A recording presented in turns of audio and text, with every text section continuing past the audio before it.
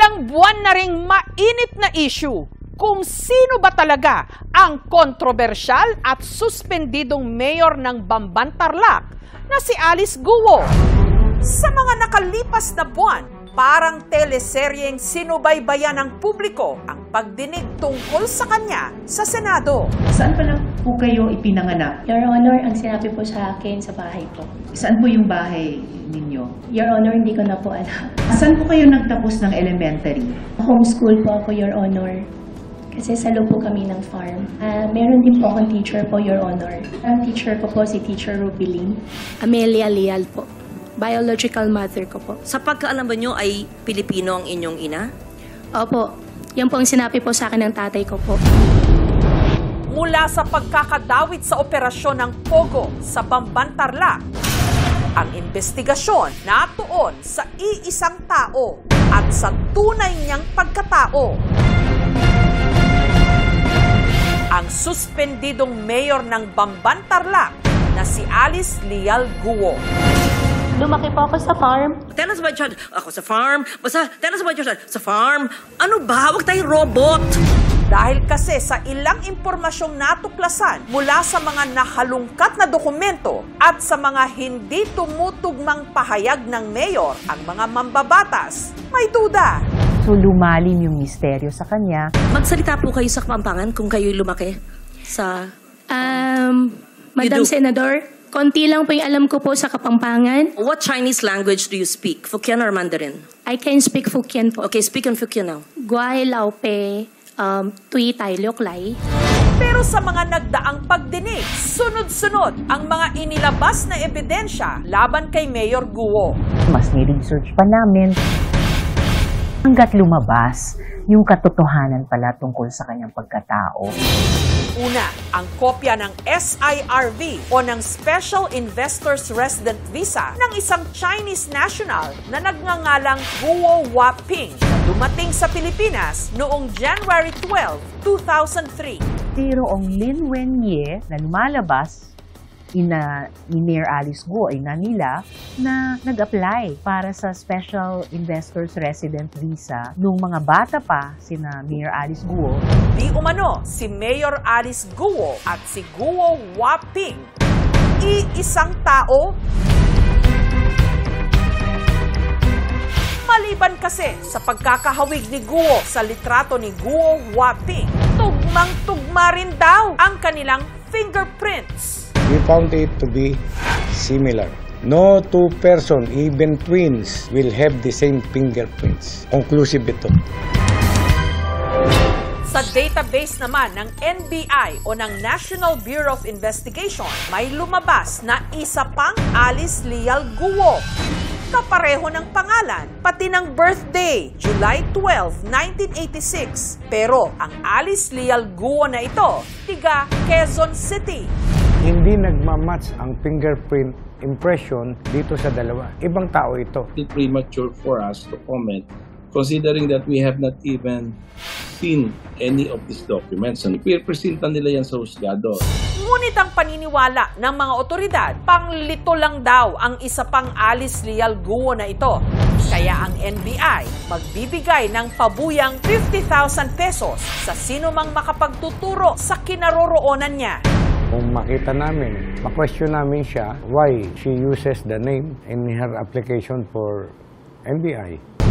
Pero ang tanong pa rin, sino ba talaga si Mayor Alice Guo? Hindi ko na po alam, Your Honor.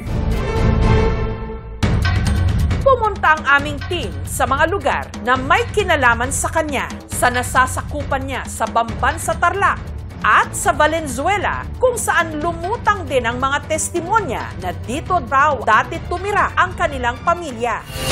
Sa aming pag-iimbestiga, may isa kaming nakilala na nagsasabing kilala niya di umano ang pamilya ng kontrobersyal na mayor at siya mismo raw ang makapagpapatunay na si Alice Guo at si Guo Waping di umano iisa. Yun nung bata pa siya, nasa 7 to 8 years old sila dumating dito. Ang tawag sa kanya, Waping.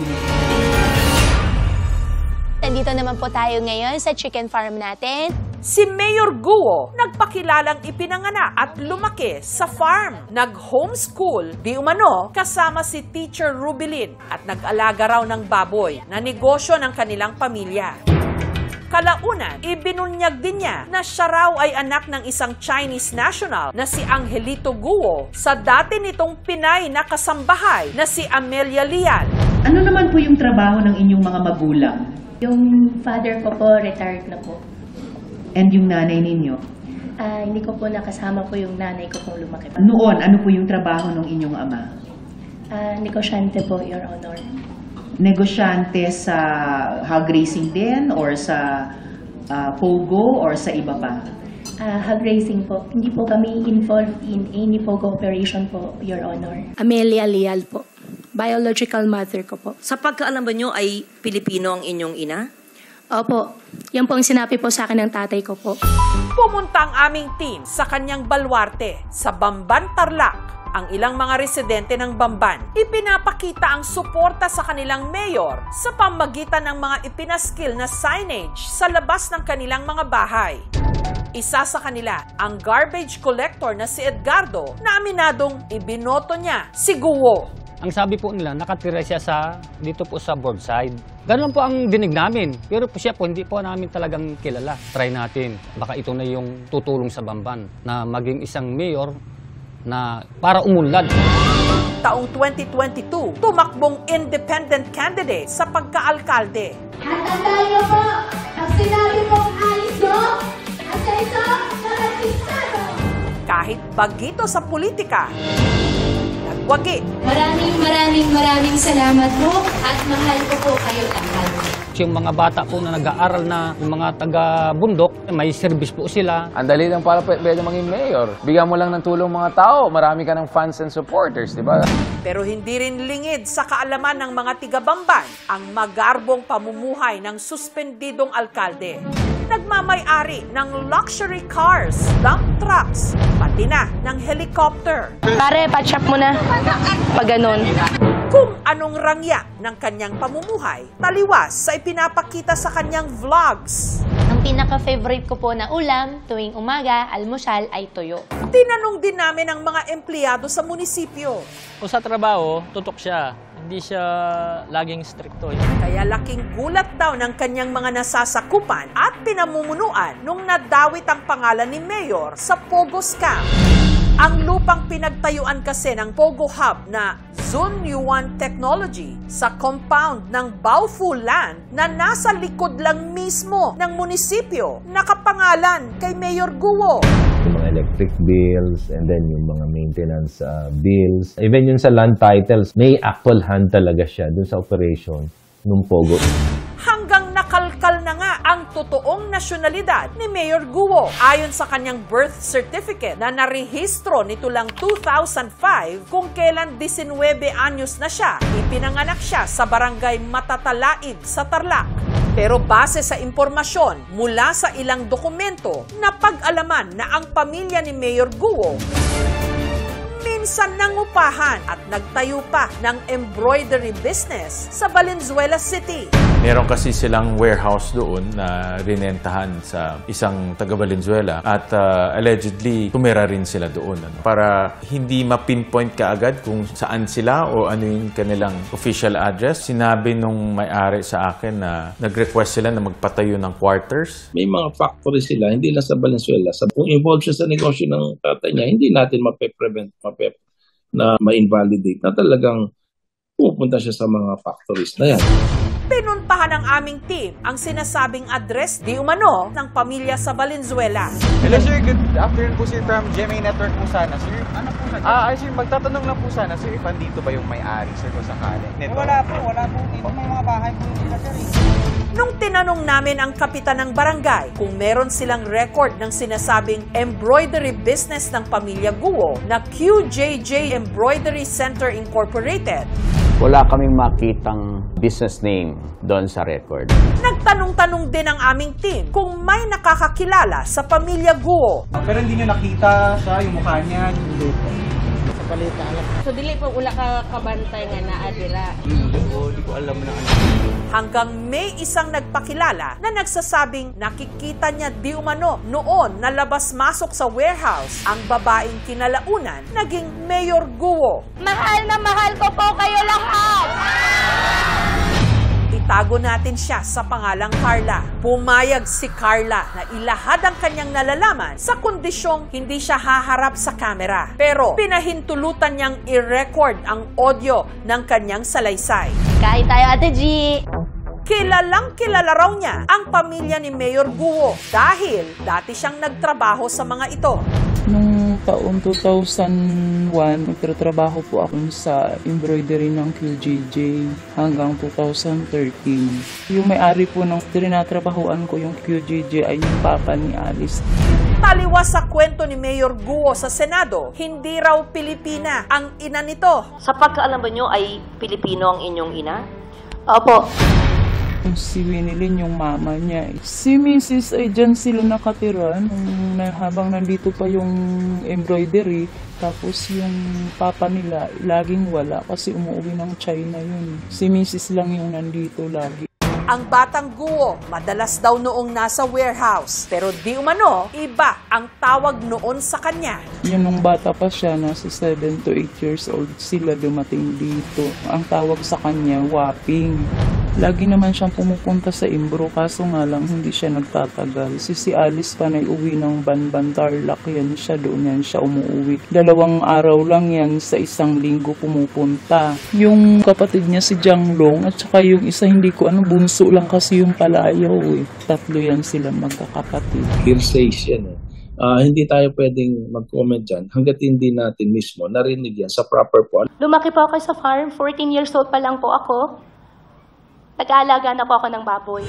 Sa salaysay ni Carla, naku-question ngayon ang naunang kwento ni Mayor Guo sa Senado na sa farm sa Bamban Tarlac siya lumaki kasama ang Chinese nitong ama matapos silang iwan di umano ng Pilipina niyang ina.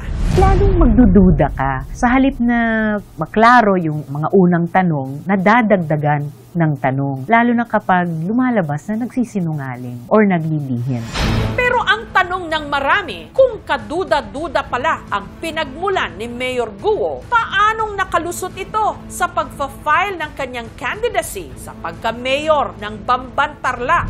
Sa kaso ni Mayor Guo, siya ay nakapagparehistro bilang botante noong April ng 2021. Nung mag-file siya, wala kahit isa ang nag-question o nag-oppose sa kanyang application para maging isang botante ng Bamban Tarlac. Kaya ito ay nag-grant na approve ng Election Registration Board ng Banban. Itong issue ng fake passports, mga dayuhan na nag-abuso sa sistema natin, matagal na nangyari yan. Baka yung case ni Alice ko ay tip of the iceberg lang baka yan. May aspeto din ito ng geopolitics dahil obviously may hidwaan ng Pilipinas at China at at the same time malaki din yung issue ng ano bang implication ng pagdagsa ng mga pogo. Pero pinakita ito na gaano kadali mag-infiltrate ng Pilipinas. Ang dating makapangyarihang alkalde ng Bamban dahil sa pagkakadawit sa mga illegal na pogo operation sa bansa, nahaharap ngayon sa mga patong-patong na kaso. Sinampahan nga natin siya ng qualified human trafficking. Ito yung under ng RA 9208 o yung tinatawag nating Anti-Trafficking in Persons Law. Tingnan ninyo ang ebidensya against Mayor Alice Guo. Papel, bill ng kuryente, letter of no objection, articles of incorporation. Itong mga dokumento na ito, hindi enough to commit the crime of human trafficking. There must be overt act. So itong kaso na ito, mahina, medyo pilit ho talaga. Inihintay pa natin yung official record kasi at saka yung certification from China. Kung i-admit talaga siya ay talagang Chinese citizen. Nakikipag-ugnayan na tayo sa Bureau of Immigration para malaman natin kung paano nakapasok si Guo Waping dito. Yung quo warranto case ay maaring magtanggal sa kanya bilang mayor. Kung ano pang mga administrative at criminal cases ang binibuild ngayon at maaring ihain laban sa kanya, posible siyang ma-deport. Pero bago pa siya posibleng ma-deport, kung ma-convict at ma-sentensyahan siya sa alinman sa ibang mga kaso, magsiserve pa siya ng time dito sa Pilipinas. Nitong Biyernes, formal na naghain ng petisyon ang Office of the Solicitor General na kanselahin ang birth certificate ni Guo. May irregularity doon sa delayed registration process. Posibleng may mga iba na gagamitin ng pag-abuso doon sa delayed registration process. Alam mo, lahat tayo gusto natin yung katotohanan. Wala naman tayong tinatago eh. Lumaki po ako sa farm. Tell us about your ako sa farm. Basta, tell us about your sa farm. Ano ba? Huwag tayong robot. Minsan nakikita natin sa movies, sa social media, online scams or transactions. Pero ngayon, gagamitin nila yung ganyang modus sa gobyerno natin. Hindi tayo dapat pumayag. Kung totoo man ang mga aligasyon laban kay Mayor Guo, patunay ito sa malalim at talamak na korupsyon sa iba't ibang antas ng ating gobyerno. Paanong ang di umano isang hindi naman pala Pilipino na iboto sa pwesto? At maliban dyan, di umano konektado sa mga kaso ng human trafficking, mga krimen, forced labor at scam. Kung ang iba wala raw maalala, tayong mga botante at mamamayan, hindi natin dapat ito kalimutan at hindi rin dapat hahayaan lang.